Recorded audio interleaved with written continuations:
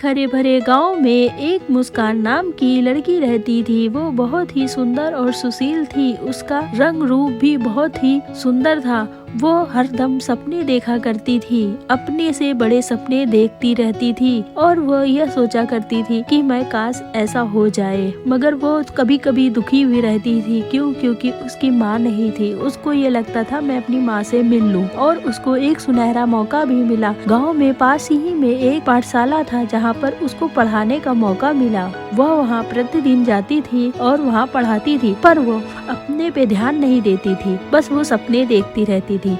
पास में ही गांव में एक मंदिर था। उस मंदिर की कथा थी कि जो भी ये रतन प्राप्त कर लेगा वो अपने जीवन में वापस लौट सकता है। और उसको बस यही सोचती थी, वो चीज मैं प्राप्त करूं और अपनी माँ से मिलूं। और उसको अपनी माँ से मिलने की बहुत इच्छा थी, क्योंकि वो अपनी माँ को मिल नहीं पाई। तो गुरुजी ने बताया, बेटा यह काम करने से तुम वो रतन प्राप्त कर सकती हो और उसको प्राप्त करने के बाद तुम अपनी इच्छाएं पूरी कर सकती हो। वो सपनों से भर गई। वो सोचने लगी, अगर मैं ऐसा कर लूंगी तो मैं अपने एग्जाम और मैं अपनी माँ से मिल सकूंगी। तो इसलिए वो कहती कि चलो ये काम तो हो जाएगा, पर मैं अपने दोस्तों के साथ में समय व्यतीत कर लूं। वो अपने दोस्तों के साथ समय व्यतीत करने में मगन हो गई थी और शाम हो गई, पर वो अपने दोस्तों के साथ मगन थी। फिर वो मंदिर पहुंची और मंदिर पे जाकर वो दरवाजे के पास पहुंच गई।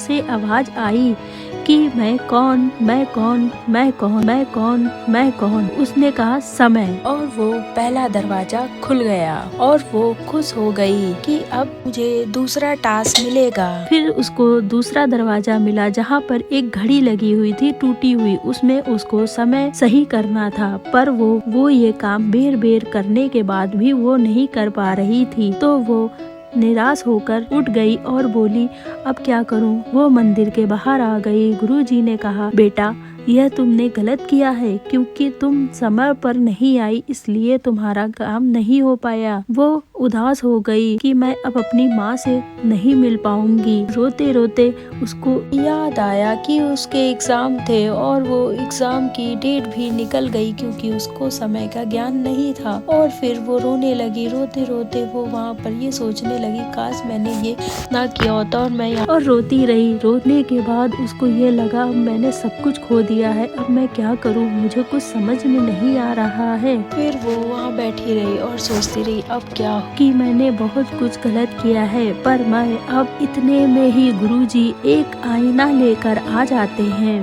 बेटी ये लो, कुछ ज्ञान प्राप्त हो। तो वो आईना लेकर देखने लगती है, सब कुछ सही करूंगी और मन लगाकर सारा काम करूंगी। वो अपने विद्यालय जाकर बच्चों को पढ़ाती थी। पढ़ाने के बाद लौटकर गाँव के बच्चों को भी टाइम से पढ़ाती थी, क्योंकि उसको अब समय का ज्ञान हो गया है। काम करती थी। उसने दिल से अपना सारा काम निभाया और सभी बच्चों को, और वो अपना दिनचर्या बच्चों के साथ बहुत ही अच्छे से बिताती थी। गांव में खुशी खुशी रहने लगी थी और अपना काम करती थी। उसने अच्छे से वो ज्ञान दिया, पर उसको एक उदासी थी कि वो अपनी माँ से नहीं मिल पाई। तो मिलते हैं नेक्स्ट वीडियो पे नेक्स्ट कहानी के साथ। तो वीडियो पसंद आए तो लाइक और सब्सक्राइब जरूर करिएगा।